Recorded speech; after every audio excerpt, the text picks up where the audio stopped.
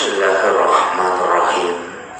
Assalamualaikum warahmatullahi wabarakatuh.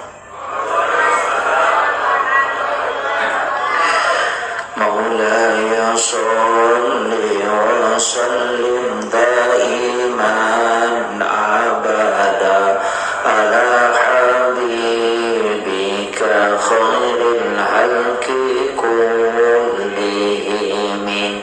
Huwal habibul ladzi turja syafa'atuhu likulli khawlin minal ahwalil muqtahimi.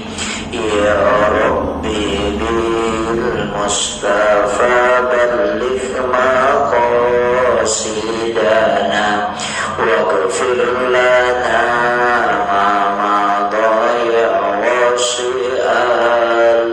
al-karami. Ya Rabbi bil Mustafa balligh maqasidana waghfir lana ma madaya wasi'al-karami. Ila khudratin Nabi Mustafa sallallahu alaihi sayyidina Muhammadin al-Fatihah. A'udzu billahi minasyaitonir rajim. Bismillah. Alhamdulillahirabbil alamin arrahmanir rahim. Iyyaka na'budu wa iyyaka nasta'in. Ihdinas siratal mustaqim. Shiratal ladzina an'amta 'alaihim ghairil maghdubi 'alaihim waladdallin. Allahumma nawwir qulubana wa qulubi jami'i man khatara fi majlisina hadza binuril ma'rifah wa ilmil mukashafah wal basir wal iman wal islam. Ya Fattahu ya Alim, iftah qulubana wa qulubahum futuhal arifin. Rabbana iftah bainana wa baina qaumina bil haqqi wa anta khairul fatihin. Amin amin ya rabbal alamin. Hadratul mukhtaramin wal mukhtaramat, ikhwanu fillah, wa bil khusus yang kami muliakan akhina al-fadil al-mukarram al-ustaz Burhanuddin selaku Amir Tasbih Kabupaten Berau dan seluruh pelaksana acara ini. Sebenarnya kita bersyukur Ki Meraja nasabah bisa bersilaturahmi dalam kebaikan. Ini adalah nikmat dan insya Allah kelak di hari kemudian ini akan menjadi saksi. Ini adalah acara muhasabah akhir tahun.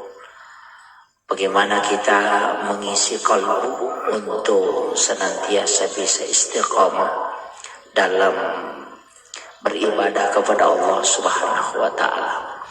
Tadi saya bisi-bisi ke panitia berapa persen bahasa Bugis, dia bilang 70. Jadi saya diminta 70% bahasa Bugisnya.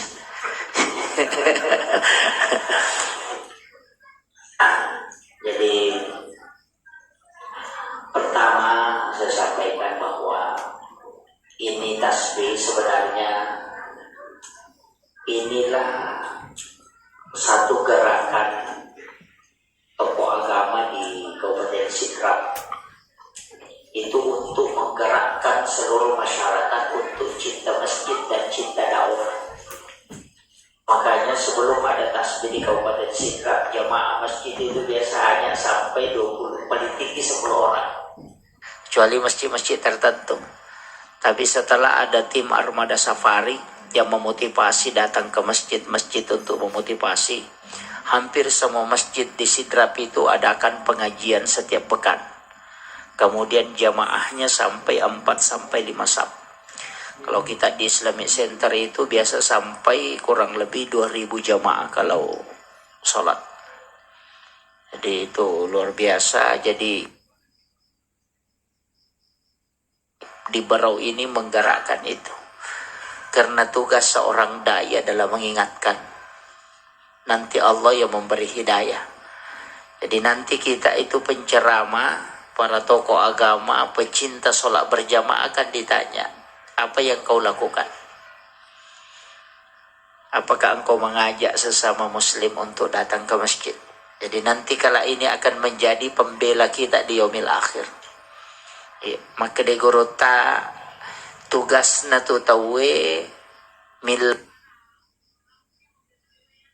Allah Ta'ala patentui apakah dia diberi hidayah atau tidak. Jadi kalau kita menjalankan tasbih ini, kalau ada orang ikut berarti itu hidayah dari Allah. Kalau tidak ikut berarti belum diberikan hidayah. Istilahnya begitu. Jadi jangan merasa wah merejing metani jawa na di pajak nasiaga tahu tidak usah khawatir. Tetap istiqomah karena kebaikan begitu pasti ada ujiannya. Ini yang pertama saya wasiatkan. Kemudian sebenarnya begini. Kalau kita ingin muhasabah diri, istilahnya melu irana-rana perjalanan kehidupan. Kita ini manusia sebenarnya tidak boleh terlalu bangga dan sombong. Tapi kita patut bersyukur. Jadi jangan sombong, jangan terlalu bangga, tapi kita harus banyak bersyukur. Magai, pertama, kita itu dari satu titik air yang hina. Dari satu titik air mani. Awalnya kemudian dari situ berbentuk darah, kemudian daging, kemudian dibungkus ada tulang, kemudian jadilah manusia. Lahir itu dalam keadaan hina. Kita lahir itu hina karena tidak ada pakaian. Kita lahir ke muka bumi ini dalam keadaan telanjang. Tidak membawa secarik kain pun tidak. Tengerangi gare. Coba riwaki garelo koroman nawa-nawa maka dawe jaji ka okolino desi sagaga aga ubawa. Iya. Kita lahir di muka bumi begitu. Kemudian dari awal kita merangkak, kemudian bisa jadi seperti ini. Makanya madarikati ya maka ada Bapak Ibu sekalian, orang sombong sekali itu kalau tidak mau sujud. Iya. Jadi sangat sombong memang manusia itu kalau tidak sujud. Rezeki itu sudah ditetapkan. Jodoh itu ditetapkan. Antara orang baik dengan orang buruk itu sudah ditetapkan. Orang istilahnya orang yang senang dengan tidak itu sudah ditetapkan. Makanya ulama kita yang hitung-hitungan, ada yang menghitung itu. Angka 7 itu. Ini pelajaran bagi ilmu hikmah. Angka 7 itu ada hikmahnya Pak. Kenapa orang tua dulu itu selalu menggunakan angka 7. Jadi 17 rakaat sholat. Kemudian 7 hari dalam satu pekan. 7 putaran tawaf. Sa'i juga 7 putaran. Langit itu 7 lapis. Tanah itu 7 susun. Itu 7-7 semua.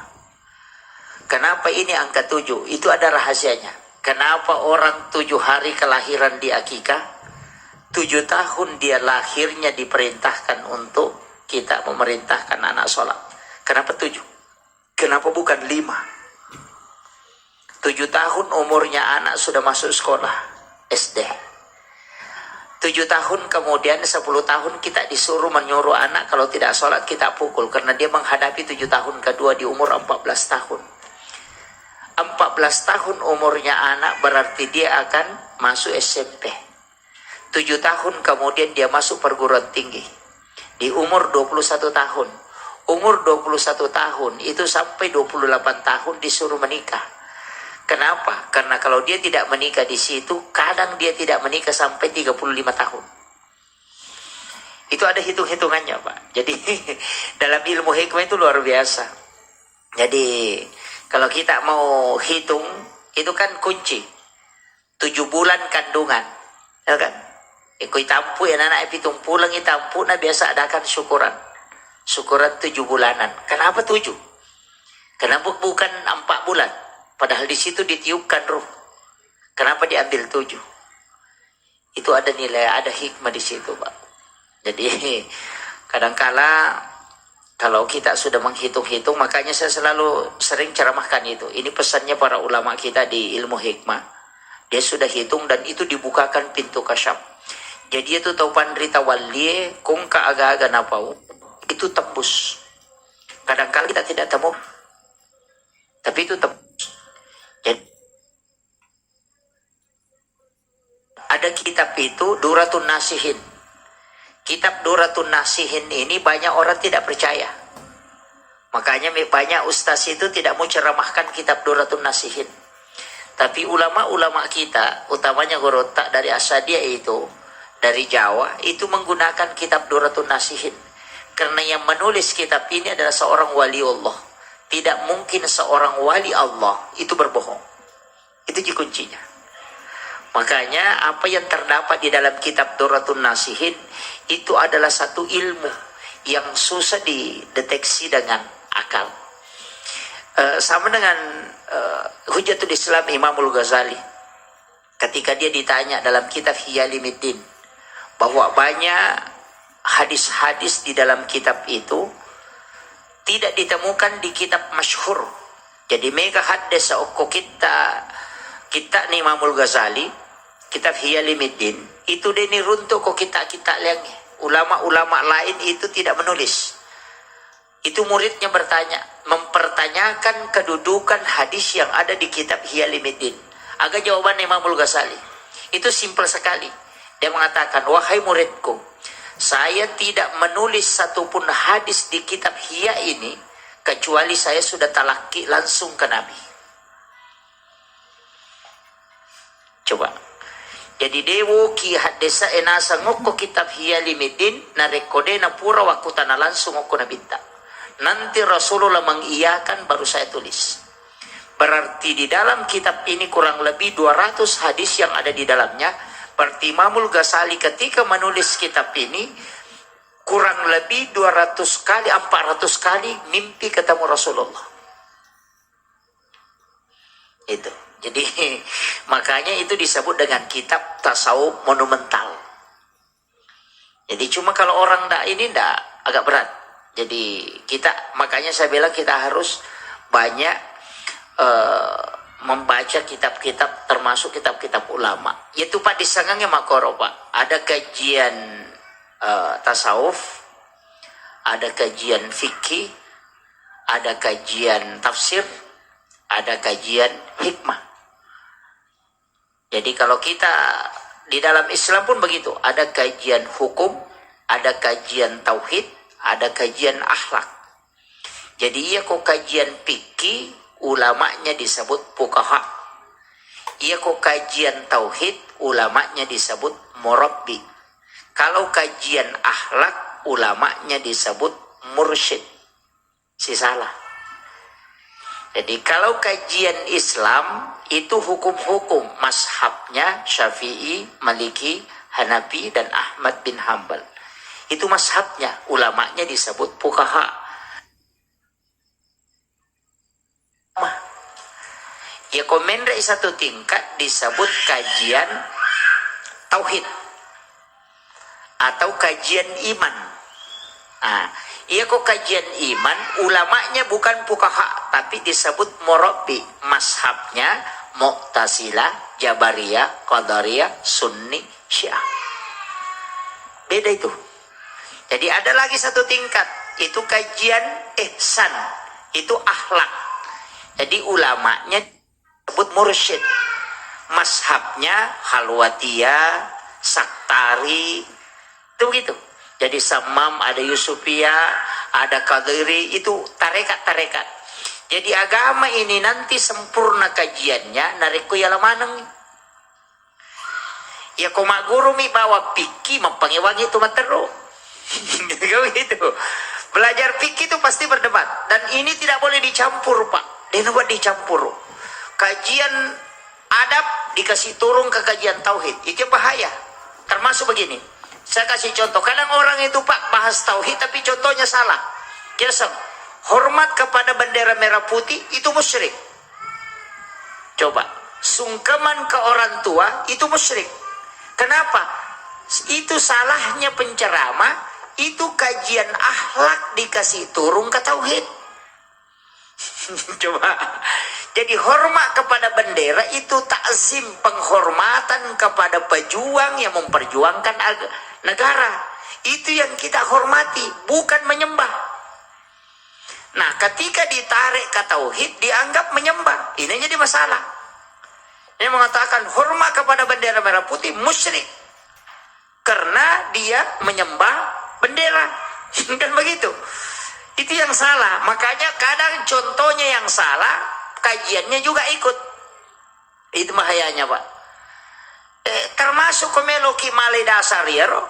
Namun mandre Pak, pura musyrik itu. Kan begitu.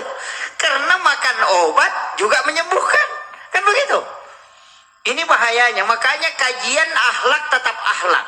Kajian tauhid tetap tauhid. Kajian hukum tetap hukum. Ya kau hukum fikih, ya kau fikih pasti berbeda. Nah sebab Allah Ta'ala makan walizalika halakahum. Demikianlah kau ciptakan engkau. Maka dari Allah Ta'ala kau melo kak pasti di satu paham untuk umat hambaku. Saya bisa. Tapi Allah mengatakan saya tidak lakukan itu. Jadi ya kau tahu cik demi pendapat menapa kita upusan itu. Karena Allah memang yang menginginkan kita berbeda. Tapi perbedaan dalam hukum fikih itu. Ini penting. Makanya kalau belajar agama ndak usah terlalu. Kemarin saya sempat ada beberapa orang yang pertanyakan. Ini saya bilang beda. Kalau bicara tasawuf ya beda. Kalau bicara fikih beda. Orang kalau bicara fikih kalau sakit berobat.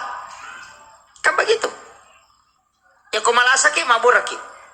Karena memang Nabi mengatakan likulli da'in dawa. Setiap segala penyakit itu ada obatnya. Maka berobat. Kalau sakit berobat. Kalau ahli tasawuf mengatakan orang yang sakit kemudian berobat itu kupur nikmat. Coba kira. Jadi ya kau nggak tahu malasa nama murah tahu dia syukuru. Ya kau ini maka akhirnya kau tahu malasa dia nak murah tahu belenya itu. Begitu. Kenapa? Karena masing-masing ada hadis. Siapa yang sakit maka berobatlah. Tapi ada hadis yang mengatakan ketika umatku terkena penyakit sehari semalam, 1 tahun dosanya dihapuskan oleh Allah. Kena minta pakai. Makanya ahli tasawuf, ahli sufi itu mengatakan, ia ko malasa kisah sosiwan ni si tahu dosa mapacing. Lebih mui ko metaki malasa supaya capui dosa daripada to madisi na mega dosa. Kan begitu? Coba. Makanya kajiannya beda. Makanya kalau tasawuf memandang, melihat bukan pada lahiriahnya, melihat hakikatnya. Kalau kita ahli fikih melihat teksnya, makanya beda Pak. Makanya kalau orang mau sholatnya khusyuk, jangan belajar sama ahli fikih. Tapi kalau mau tahu sah tidaknya sholat, belajar sama ahli fikih. Kalau mau tahu khusyuknya sholat, tanya ahli sufi. Lari ke tasawuf. Kan begitu. Karena kalau dia mengharamkan tasawuf, makanya dia mau khusyuk pakai takbir. Allahu Akbar. Wah, enggak bisa juga itu. Enggak bisa begitu. Dia pakai fikihnya mau khusyuk, enggak bisa. Bahkan ada yang keras badannya. Allahu Akbar. Ya begitu. Jadi ini, makanya begitu Pak. Jadi tidak usah kita santai belajar. Istilahnya kita santai. Saya juga di sini kan ada beberapa penceramah, ada beberapa ustaz ya. Kita ini saling mengisi. Saya punya banyak kekurangan dalam masalah baik itu dalam penyampaian. Karena memang kita begitu terbatas. Wa ma utitu minal ilmi illa qalila. Dan saya selalu sampaikan ke jamaah, jangan pernah mengkultuskan seorang penceramah. Karena manusia itu pasti punya kekurangan. Iya, jangan mengatakan penceramah ini tidak pernah salah. Tidak, penceramah itu akan salah. Itu bukti bahwa Allah mengatakan manusia itu adalah ilmunya itu tidak banyak. Wa ma utitu minal ilmi illa qalila. Dan aku tidak berilmu kecuali hanya sedikit. Jadi tidak usah kita ceramah begitu. Santai Pak, terserah. Saya itu punya guru, napuda metoka, komeko macaraman aja mau baca. Jangan bikin konsep. Jadi saya itu ceramah begitu, tidak pernah ada konsep. Saya cuma tawakal saja kalau mau ceramah. Orang mau terima tidak, bukan urusan saya. Yang penting saya sudah sampaikan. Maka di guru taya kongka kamu pas dia. Biarkan Allah yang menunjukkan dalam kalbumu nanti apa yang dibutuhkan jamaah. Saya santainya begitu. jadi kalau ada ini anak-anak kita mau ceramah pakai itu saja. Tapi nanti pulang dari ceramah baru membaca. Jangan sebelum berangkat itu siapkan konsep. Nanti sampaikan ini, nanti sampaikan ini, sampai itu jadi masalah. Ya. Kemudian kita akan muhasabah diri. Sebenarnya saya istilahnya terus terang Pak Bu, tidak sepakat. Ada istilah mengatakan, kan ada istilah itu i'mal li dunyaka ka'annaka ta'isu abada wa amal li akhiratika ka'annaka tamutu gadan. Itu bukan hadis, walaupun maknanya nanti ada berkaitan dengan hadis. Dan mengatakan itu adalah qaulun ulama. Iman li dunia kaka'annaka ta'isu abada. Lelung ilinomu, tuntutlah duniamu seakan-akan engkau hidup selamanya. Wa amal li akhiratika ka'annaka tamutu gadan. Maka tuntutlah akhiratmu seakan-akan engkau mati besok. Agak maknanya. Engkau maknai bahwa dunia dengan akhirat ini harus diseimbangkan. Itu keliru lagi tuh. Saya komelo kisah imbangkan na siya kami perbandingan na lino si akhirat 1000 tahun kan. Coba gare siya kami tata tu kolino likulli siya na hasabi matibay na sitina wasabain antara 60-70 tahun umur kita. Itu sudah Nabi berdoa itu. Kung katau maliwang umur na sebenarnya bukan bonus, memang sudah ditakdirkan begitu. Walaupun ada orang yang dikasih bonus bisa dipanjangkan umur. Makanya komeloki palampiri sungate palampiri umur tak ada itu. Ada doanya. Dan mengatakan Pak Ustaz kan sudah ditentukan. Ajal itu tidak bisa dirubah, tapi bisa berubah. Ingat, takdir itu tidak bisa dirubah, tapi bisa berubah. Kalau dirubah berarti kita yang merubah. Kalau berubah berarti yang menetapkan yang merubahnya. Itu beda bahasanya Pak. Saya pernah berdebat dengan beberapa guru itu, di situ ternyata perbedaannya. Jadi takdir itu tidak bisa dirubah, tapi bisa berubah. Jadi roh ketentuan na puang Allah Ta'ala dia nawat dingi rubah, tapi wat di berubah. Coba, peko carana. Kalau Allah yang merubah itu selesai. Coba. Makanya Nabi mengatakan berdoalah. Karena doa itu bisa termasuk sedekah, bisa menolak bala. Bala kan sudah ditentukan. Cuma ya bala apa angka ditentukan 1 hari, ada ditentukan 1 tahun, ada ditentukan sejak kita lahir. Ya ditentukan 1 tahun itu nisfu Sya'ban. Makanya matuk mulai dari malam 1 Rajab itu gunakan. Ini untuk orang-orang yang betul-betul mau fokus. Pasangi ibu-ibu, anak-anak kita yang masih sekolah, minta tokoh agama misalnya kita penceramah, wanti-wanti itu 6 hari dalam 1 tahun. Pertama malam 1 Rajab, wanti-wanti ini. Magina malam 1 Rajab yonroi melodong, nasabak di situ pintu langit terbuka.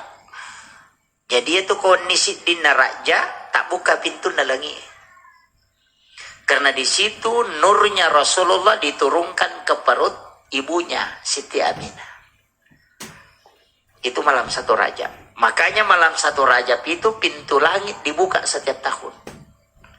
Dan siapa yang berdoa pasti langsung tembus ke arasy. Jadi 7 pintu langit itu terbuka di malam 1 Rajab. Yang kedua malam nisfus Sya'ban. Terbuka juga di situ. Komeki melodong hero tak pergunakan. Ya tapura masa jam magharibi, gunakan itu berdoa. Itu sampai waktu subuh itu. Jadi nisfu Sya'ban. Kenapa nisfu Sya'ban? Malam nisfu Sya'ban adalah malam ditetapkannya takdir selama 1 tahun. Itu. Kemudian malam 9 Zulhijjah, itu malam hari Arafah. Itu pengampunan dosa. Di situ. Makanya kita disuruh nisfu Sya'ban juga disuruh puasa. Puasa sunnah. Kemudian malam 10 Zulhijjah, itu juga kita disuruh puasa itu. Di 10 Zulhijjah itu kan puasa. Makanya disunnahkan tidak makan kemudian pergi lebaran Idul Adha. Karena tidak makan sebelum lebaran itu ternilai 1 hari puasa.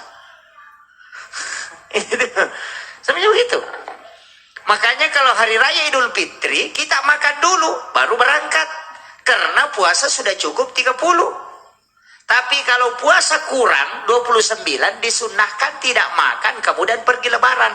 Karena tidak makan sebelum lebaran itu ternilai 1 hari puasa. Ini yang banyak orang tidak anukannya. Makanya 9 Zulhijjah dengan 10 Zulhijjah itu puasa itu. 10 Zulhijjah puasanya cuma sebelum lebaran. Kalau pulang dari lebaran baru makan itu dinilai 1 hari puasa. Makanya diharamkan puasa di hari lebaran itu. Karena kita disunnahkan tidak makan kemudian ke lebaran. Karena itu ternilai puasa 1 hari. Itu nanya. Dan itu doa dijabah itu. Kemudian malam 1 Syawal. Itu lagi bertepatan dengan malam hari raya Idul Fitri. Dan setiap malam Jumat. Ada pesannya Gorota Kiai Haji Muhammad Sain Abdul Ghani. Guru Sekumpul Martapura. Mungkin ada muhibbin beliau yang hadir di sini. Itu wasiat beliau. Siapa yang tidak tidur pada 6 malam ini, malam 1 Rajab, malam nisfu Sya'ban, malam 9 Zulhijjah, malam 10 Zulhijjah, malam 1 Syawal, dan setiap malam Jumat setiap pekannya, itu 6 malam, tidak tidur, hanya beribadah semalam suntuk kepada Allah untuk mencari ridha. Maka kalau dia wafat, jasadnya akan hilang di kubur. Jadi ya kong katau tadeng wuju no koki buru eko pura ipasuru, itu amalannya.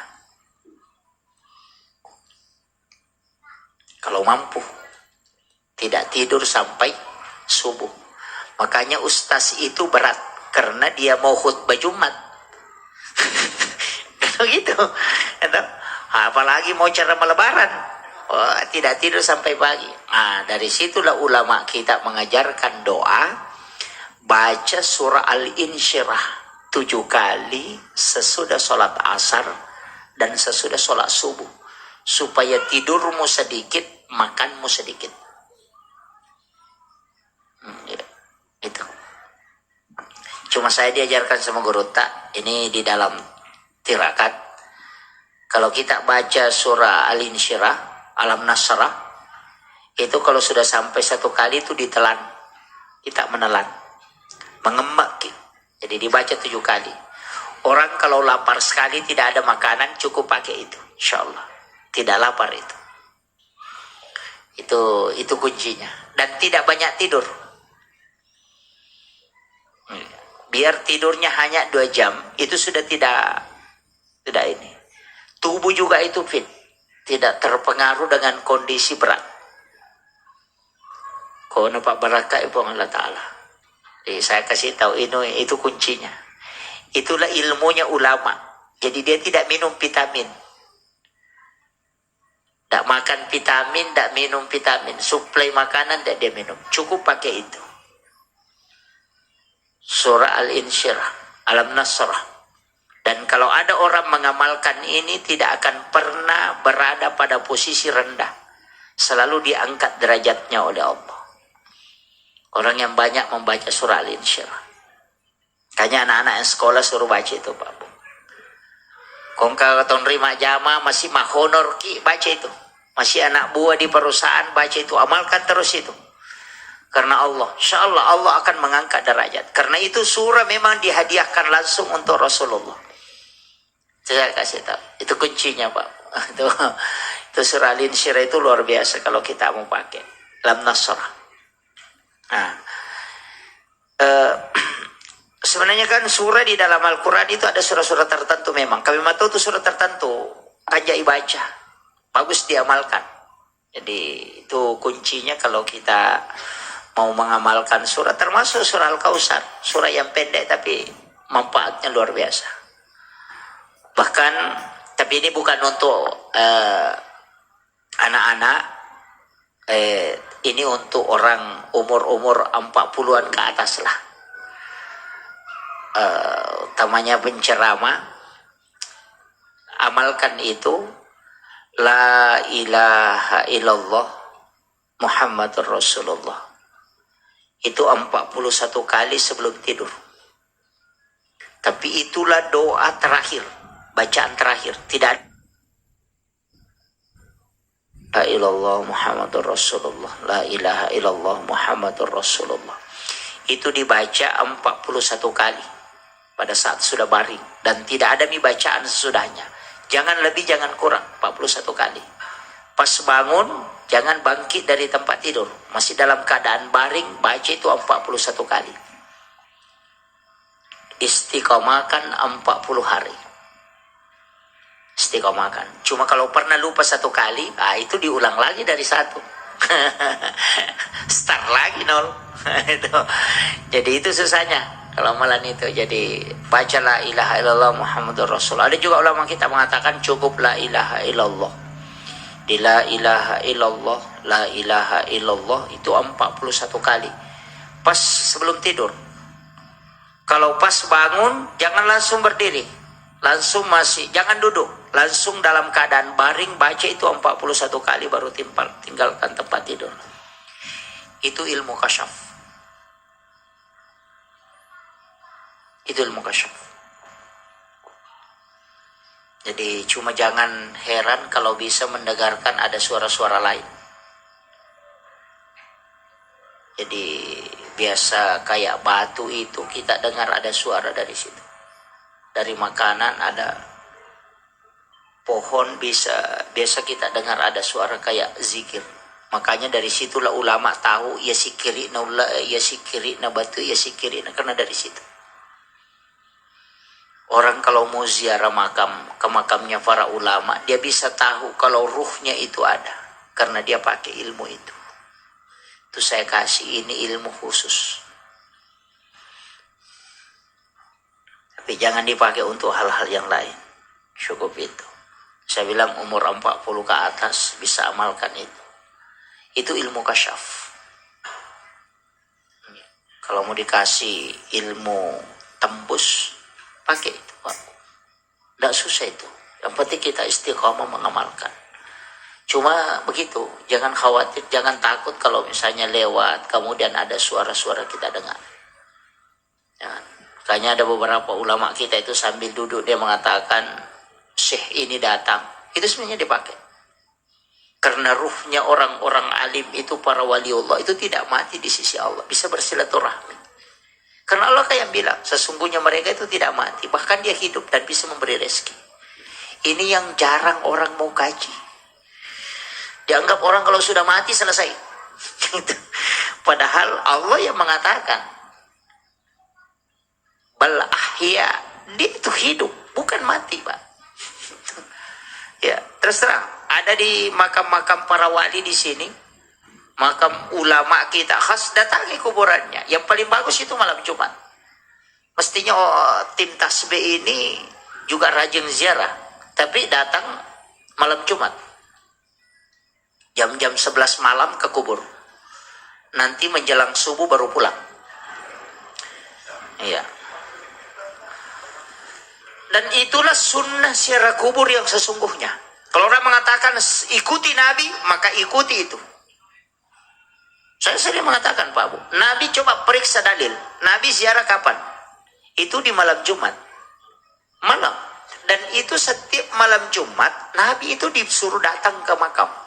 Dan datangnya itu sekitar jam 11, jam 12 malam. Nanti menjelang subuh baru pulang. Kenapa? Ada hadisnya.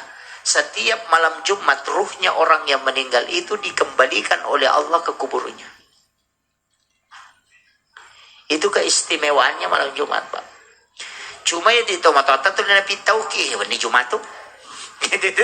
Kan selalu bilang gitu. Di Jumat. Antul kejok-kejok kah? Kan begitu. Bahkan sekarang saya lihat di Facebook tren malam Jumat lagi nih, malam ibadah dengan istri. Saya bilang ini juga ini masalah ini. Itu ya. Begitu. Padahal kalau mau berhubungan dengan keluarga, yang paling bagus itu sesudah duhur. Iya. Kalau sudah duhur itu luar biasa, Pak. Kalau bisa melahirkan anak pasti cinta agama. Ya komeki jajan apa kepala korang pura loro taki boy. Iya.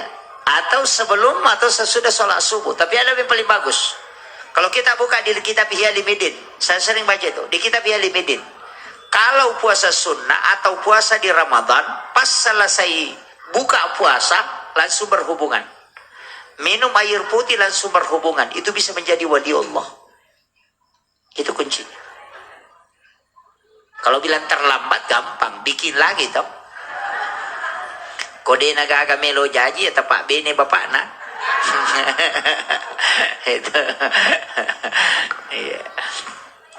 Itu kuncinya. Kenapa duhur, Pak Bu? Ada kan hadis Nabi, ketika engkau ingin masuk ke dalam kamar ibu bapakmu di siang hari, maka ketuk pintunya. Itu isyarat. Gorota Profesor Dr. Quraisy Shihab, waktu nabut timpar gorota Profesor Dr. Arifuddin, ya mirona podangi. Ya komeko jajia ngawija-wija pak kepala korang ahli agama cinta ilmu pura loro maki buai. Itu Prof. Quraisy Shihab amanahkan itu. Agan nasa Pak Prof. Arifuddin. Wah dia apa na toliji? Dia apa nasang? Madar pura subuh siba pura loro. Ya ko loro mapakulia ka. Ya ko subuh mapengajian ka. Maka dia guru tadi to tu na tuli mapengajian ko. itu ilmunya ulama di situ. Jadi saya kasih tahu Pak, itu kunci tempat yang paling bagus. 2 waktu itu. Kalau mampu, kalau tidak mampu ya tidak masalah. Itu. Tapi kalau mau cari yang paling bagus itu tadi di Ramadan setelah buka puasa berhubungan. Cuma cedek miwatun Pak, ini masa pajak mengeribin. Tapi kalau bisa lahir anak, istri hamil karena hubungan itu, hanya air putih di bulan Ramadan, itu luar biasa Pak. Itu orang pilihan itu. Ini saya kasih ilmunya kalau anak muda. Yang masih muda-muda lah. Kalau orang tua ya sabar nih. Iya. Kemudian itu tadi ilmu kasyaf ya. Jadi mega tuh jalurnya ya sangnya Pak disang ilmu kasyaf. Ada. Orang banyak puasa juga. Ya kau nggak tahu magala mah puasa suruh banyak dia puasa sunnah. Orang yang banyak puasa sunnah itu juga dipertajam kalbunya. Iya. Apalagi kau laksanakan puasa Daud, woi bukan jalan ada. Tapi jangan puasa hanya karena ingin sehat. Itu juga jadi masalah. Mega tahu mah kau mah puasa nasabak diet. Puasanya hanya karena diet. Puasanya hanya maksud sehat. Jangan. Sholatnya juga supaya sehat. Saya sering dulu cara makan itu. Maka dia kata bereki yang kalimah mako gunana dalam dunia kesehatan. Itu penting. Itu hikmahnya sholat. Pak nanya rumah janji pokok manci masalah tu matu. Ya nang kepacara yang mana maruna lapalat tu matu pekoni. Ya korokok ya aku gunana. Nah peruntuk matu teh olahraga yang lebih bagus daripada sholat, tinggalkan sholat. Apa ya nah? Siapa tahu yoga nanti lebih bagus daripada sholat, maka nanti lebih baik yoga daripada sholat karena tujuannya sholatnya kesehatan. Itu yang bahaya. Jadi sholat itu tetap sholat, cuma ada hikmahnya ya itu hadiah, itu saja. No? Jadi makanya saya wasiatkan pakajaki sampai jata. Satu sholat sunnah yang selalu saya katakan bukan sholat malam, bukan sholat duha. Bukan sholat hajat. Satu sholat yang istimewa itu sholat witir.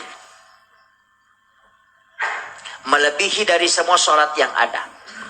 Nah sebab dia gagal Pak Sempajan najami pun Allah Ta'ala menjadi waliullah kecuali witir.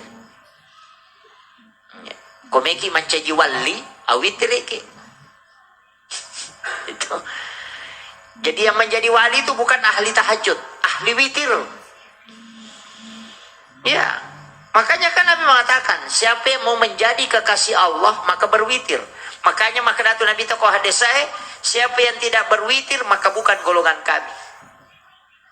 Nabi tidak mengatakan siapa yang tidak tahajud bukan golongan kami, tidak. Dia mengatakan siapa yang tidak berwitir bukan golongan kami. Kemudian Nabi mengatakan, janganlah engkau tidak berwitir walau rakaatan, walau hanya satu rakaat. Aja lalu nade tawitir, jadi kupura nih masa pajang. Ambil ini nanti di awal tahun misalnya, ia tapura nama sempajang ngisa. Ambil tiri memang nih, ya. Pura ni masa pajang isa, asam pajang sunah isa ki. Pura ki masa pajang sunah isa, awit tiri memang ni. Maka dah, me apa kamat tahajud, silakan, tak masalah. Bangun tengah malam, solat tahajud, tapi jangan witir lagi. Karena Rasulullah mengatakan, la witrani illa billail, tidak boleh orang 2 kali berwitir dalam satu malam. Jeta pura nama sampajat witiri ko pura isa aja nata witiri ko matahajud ke. Ada mengatakan kan sholat witir ustaz penutup. Tidak ada misolat. Siapa yang bilang? Itu kadang orang mengatakan tidak ada misolat sesudah witir. Ada. Yang tidak boleh itu sholat maghrib kemudian witir. Makanya Nabi mengatakan akhirkan witirmu. Masih ada sholat isanya. Nanti selesai isya baru witir. Jadi witir itu bukan penutup semua sholat. Tapi penutup sholat fardu. Ini penting. Makanya Abu Hurairah itu berwitir sebelum tidur. Ya, sebelum tidur. Makanya dia ditanya, kapan kau witir? Saya witir sesudah sholat isya Rasulullah. Nabi mengatakan, la witrani illa fillail. Tidak boleh 2 kali berwitir. Makanya Abu Hurairah mengatakan, na'am ya Rasulullah. Jadi dia sudah paham, kami tidak berwitir.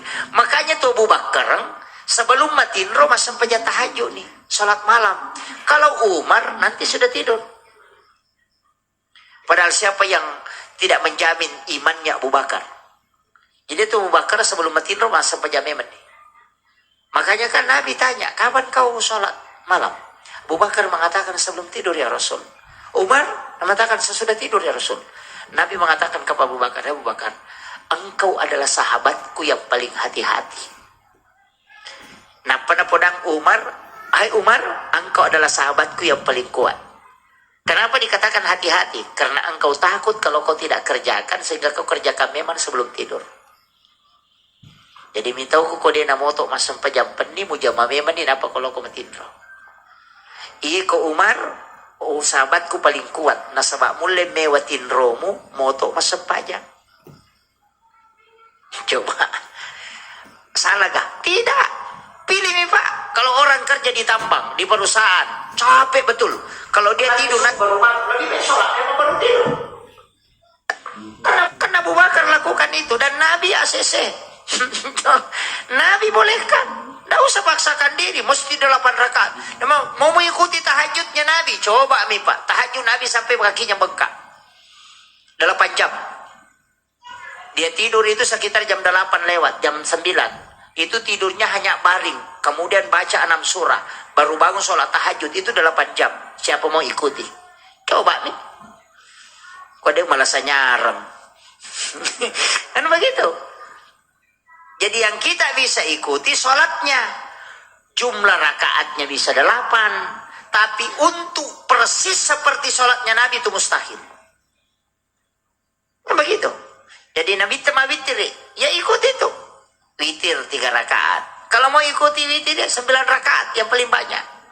Pernah witir 9 rakaat. Bisa kima witir ya serarakan. Belum pernah ya? Iya. Witir 9 rakaat itu jalan pintas mimpi ketemu Rasulullah. Itu 2 rakaat salam, 2 rakaat salam, 2 rakaat salam, 2 rakaat salam. Tapi cuma kan witir begini. Kita kan witir kadang juga salah niat. Usolli sunnatal witir rakaat ini. Terus begitu. Ya. Wakatai masam paja sunnah ganjil 2 rakaat. Biasa tuh, yang 21 tuh. Kalau langsung 3 kan tidak masalah. Salah rakatain kan selesai. Tapi yang 21 bagaimana? Kita biasa kata witir ambil 2 rakaat dulu baru salam, baru ambil 1 rakaat. Bagaimana niatnya itu yang 2? Sholli sunnatan witir rakaat ini. Maka itu malaikat ya, jolo-jolo. Salah catak gitu. Gitu. Makanya yang pakai itu adalah shafful witir atau ma'al witri. Nah, makanya dia pakai usolli sunnat ma'al witri rakaat ini. Atau shaff, makanya di situ wasaf wal watar wal witr. Kan itu ayat. Makanya dikatakan shafful witir. Jadi ada yang pakai usolli sunnata shafful witir rakaat ini lillahi ta'ala. Wakatai masam paja sunnah bagian na witiri edon raka. Ya peromatu cidien apa maka da usolli sunnatal witir rakaatan. Wakatai masam paja sunnah witiri si raka. Karena dia pakai usolli sunnatal witir rakaat ini maka mereka jole-jole salah-salahnya. Maka tema sampai sunat ganjil 2 rakaat nasa kena balik ko 2. Kalau pakai bahasa Indonesia kan gampang. Waktu masa sampai sunnah bagian nawitiri 2 rakaat karena puang Allah Ta'ala. Itu yang paling gampang. Kalau yang pisah yang 21 itu. Kan biasanya kalau sholat tarwih 2 rakaat 1 salam, masna itu pasangan witirnya 21. Kalau witirnya salat tarwihnya 4 rakaat 1 salam, maka witirnya itu langsung 3. Yang kalau penjelasan beberapa ulama. Tapi kalau saya tidak masalah, kita mau ambil yang 21, ambil 3 silahkan. Empat 5 witiriki. Makanya kau masalah ni kau subuh, meloni bas subuh yang penting dia tahu pernah bas subuh. Nah dia patah witiri, ambil 1 rakaat. Tidak usah sholat tahiyatul masjid, langsung saja. Langsung sholat witir 1 rakaat. Maka dapat wadik, ya tu mah witiri si rakang, witiri terlambat. Witiri macipi istilahnya. Makanya Nabi mengatakan janganlah engkau tidak berwitir walau rakaatan. Namun menisi rakang itu. Jadi usahakan ya Pak. Kan masa dia namu waktu itu kotomoto na to promajen ne. Nah dia tahu pernah batawe awitir ini. Awitir ini sirakang. Gimana lo tanya sama sirakang? Maka akan baru punah keluarlah huna. Tapi kenapa di witir saya lebih pilih dahulukan pura mas sampajang isa sampajang sunaki napa mawitiri kisi talun rakam. Kenapa? Karena orang yang sudah berwitir baru tidur tidak akan dipengaruhi jin dalam tidurnya. Dega tahu katulu-tulu nakan na pengaruh jiko matindroy. Makanya tuh makundai biasa mimpi buruk kuncinya cuma 1 witir. Nah peniakong katau mawitiri na palau matindro kemudian bermimpi pasti isyarat itu. Cari itu. Pasti isyarat. Dari situlah ulama tahu bahwa mimpinya ini adalah pesan dan mimpinya ini adalah bunga tidur. Kuncinya di situ, Pak. Iya ko mawitiri kina mawitiri mo kina pamatindro insyaallah. Ko mawitiri kina pamatindro ko katulu-tulu ki berarti itu katulu-tulu tak pasang itu. Pesan itu. Kecuali pura ki masa pajasubu na pamatindro setananya tuh. Itu makanya dilarang tidur sesudah subuh. Ini ada sedikit penting saya sampaikan. Tadi saya bahas ikmal di dunia kakakna kata isu abada wa amal di akhirat kakakna kata mutu gadan begini. Ya kong ka aga-aga meki joka, makanya orang Bugis itu ya ti diogi eko tomaki buah bola ang kalego-lego. Apa istilahnya di sini ya? Teras. Ada teras. Teras rumah itu kan tetap rumah, cuma dia sudah di luar. Toh? Jadi teras rumah itu kan di luar nih. Bukan di dalam. Itu tempat duduk dulu. Singgah di situ duduk sebelum berangkat. Mega tahu Pak, maka dia pernah jama-jamang akhirat, kotoko masigi Iya ko isaliwangi jama-jama lino, taupusan na ito. Na makada inna salati wa nusuki wa mahyaya wa mamati lillahi rabbil alamin. Iya ko makiro pali makado kumiba masige jama-jamang akhir akar bano inna solati. Iya benar wa nusuki lillahi rabbil alamin. Iya benar. Aja na wa mahyaya si bawa mamati.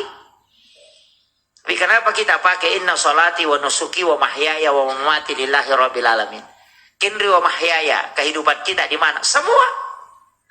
Jadi kuncinya sebenarnya itu Pak Hukum ini makanya niat itu adalah hadis pertama di Imam Nawawi, di hadis Arba'in itu. Hadis pertama itu hadis niat.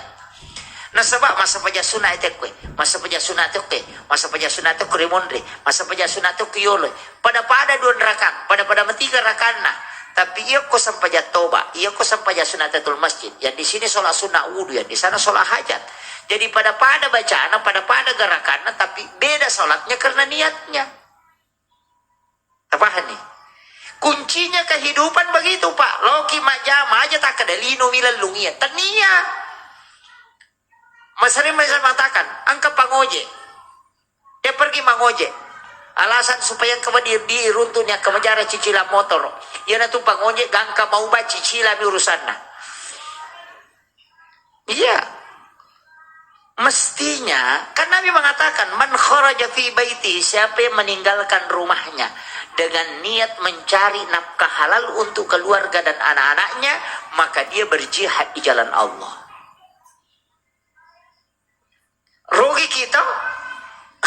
Coba re, mekilo perusahaan, mekilo makjam kone, mekilo manu. Enggak, niatkan.